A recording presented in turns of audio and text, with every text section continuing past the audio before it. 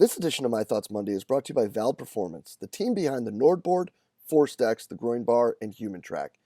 Guys, the most important ability for all of our athletes is availability, and that's the absolute goal of Valve Performance, is to provide solutions to performance professionals so that we can get the right information to make the right decision at the right time for the betterment of the athletes that we get to work with. To do this, guys, they have a wide range of validated products that focus on usability, and having being founded by the School of Exercise and Nutrition Sciences at the Queensland University of Technology, they're extremely evidence-based and they're beyond transparent. I can tell you that our time using the Nordboard and being involved with Force Decks, we have been introduced to so many amazing people that have truly helped us become better coaches, have a better understanding, not just of the technology, but also what we're doing with our athletes. So make sure you hop over to valveperformance.com today to make sure you check out what they got. It's going to make you better and to do better by your athletes. The world of strength and conditioning is filled with some awesome practitioners who are always trying to evolve and continue to grow professionally throughout their career. The problem with many of us, though, is finding a new outlet, a new way, and a new perspective on the questions that we may have, whether it be programming, whether it be situational with dealing with coaches, or whether it be career advice.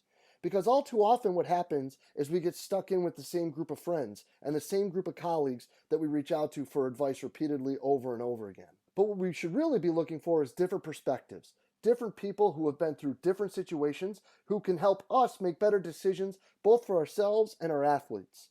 And one awesome place to start with that is the forums in the Strength Coach Network. In the forums in the Strength Coach Network, you'll be able to reach out and get feedback, input, and advice from coaches from all over the world, from everything from career advice to training modalities to programming.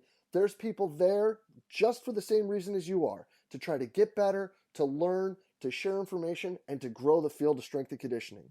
So hop on over to strengthcoachnetwork.com/CVASPS. That's strengthcoachnetwork.com/CVASPS to dive into all that great content today and get your 48-hour trial for only $1.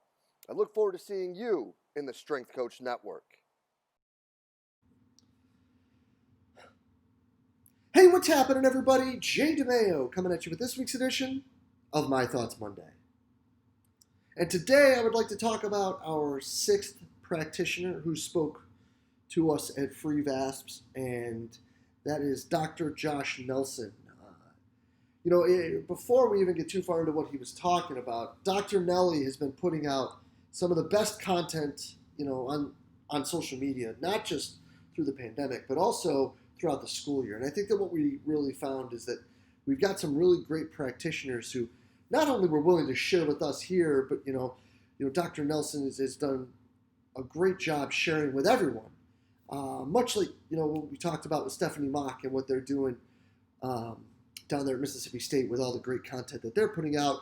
We're looking at Nelly and what they're doing up at Penn State and how he's really putting out great stuff that all of us can take and learn from, and really, if we need, just share with our athletes so that they have a better understanding of what's going on.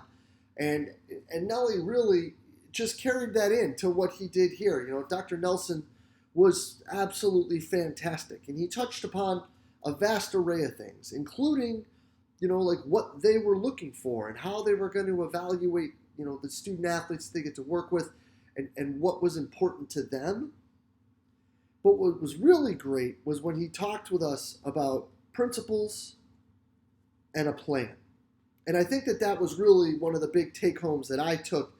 And a lot of people discussed it, but Dr. Nelson really kind of drove it home and made it the theme of what his talk was. And I think that before we get into that even more, I think that why I found that so important and so intriguing and so powerful was because as a person who has built a monitoring program and looked at things and really, if I may say so myself, had good success with it, but also then sat there and saw, it crumble and fall apart. I think that this idea of having a plan and principles and fitting all the things into that is really kind of where I miss the boat, right? And your plan and your principles need to work together. Your plan is so important because it's going to put you in a great spot, for everything that you are going to do, right? This is going to drive you in all the directions. It's going to be exceptionally hard for you to make alterations, or you to take a step back and kind of take detours if you don't have a plan. If there wasn't a plan for them leading in, if there isn't a plan for when they return and how you're going to progress, and if there isn't a plan with an end goal as to where you want them to be at specific times, you then are going to have a very difficult time figuring out, right? Like, it's like when you get on 95 and you know you're going to get construction. If you don't know where 301 is to get around it, you don't know where these plans are going to work. So I thought that that was something that when you tied it all in with everything else, when you were talking about, with some of the coaches talking about their actual training methods and what they were going to do and how they were going to bring the athletes back in, and then into the monitoring aspect and into, how they're preparing athletes while they're away. I think that all of this tied together with that vast necessity of something that we like to talk about a lot, and that is to have a plan. Because as I said multiple times, as Dan John said, the plan is to keep the plan the plan. But if we have to make alterations to the plan, if we don't have a plan, there's nothing to make alterations to. And, that plan has been something that what we have done here has really been based upon the principles of training and the principles of development that we have. And whether your principles are X, Y, or Z, they need to be able to lead directly into the plan that you have. And if your principles lead into the plan, then how you are monitoring or how you are evaluating or what you are tracking or whatever it may be should fall right into place, right? You should know that these are the specific things that are going to show you that you're moving in the right direction, that you don't need to change the plan, and that the principles that you're following are still working, and that you don't need to change whatever X, Y, or Z may be, and you can continue to follow along the path. But when you find things that are starting to become roadblocks, or slowing things down, or outputs are in the wrong direction, or there isn't enough variety, or there's too much variety, or there's too much volume intensity, or the athletes are coming back and having a hard time adapting, whatever the source or the description or the result or the driving determining metrics that you're using, if you don't have the plan to alter, the principles at which you would utilize to alter that plan are then useless.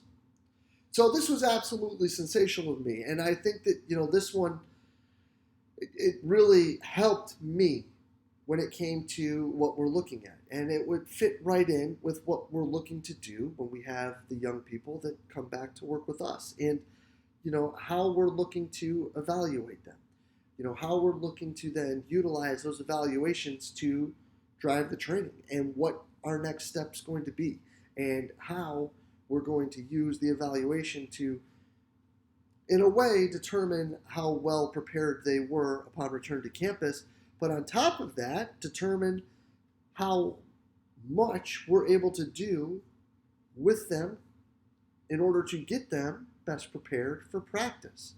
So this just kind of really fits in, and if you're following, Dr. Nelson on Instagram, you already know this, but if you're not, I couldn't recommend giving him a follow at PSU_AHPS. That's PSU_AHPS. That's for Penn State University Applied Health and Performance Sciences.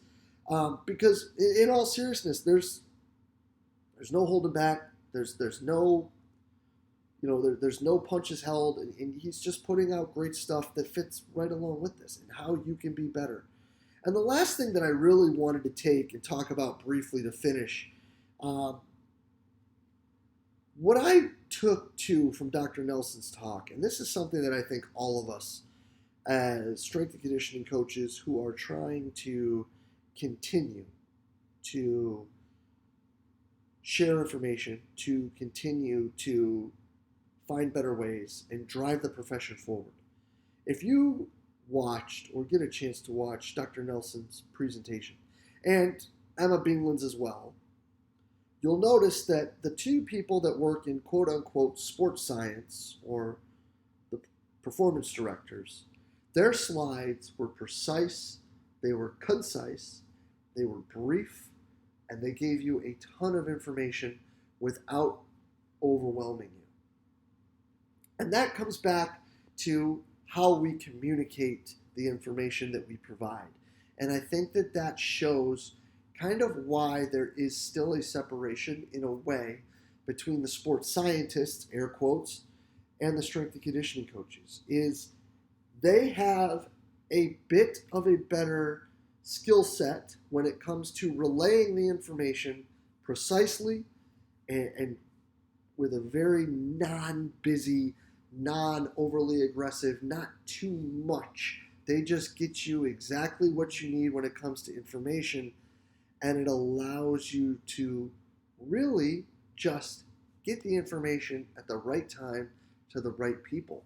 And I think that that's a lesson that all of us, pointing the thumb, as Anthony Donskoff would say, at old graybeard himself right now, it's something I got to be better at. I hand out a lot of busy information and busy slides and busy PDFs and things of that nature, and busy dashboards, and it comes down to be really good at a few things and make sure that those things have a thing or two to track it, and then all the rest, let's not throw the baby out with the bathwater, but let's also not try to find too much power in too many metrics.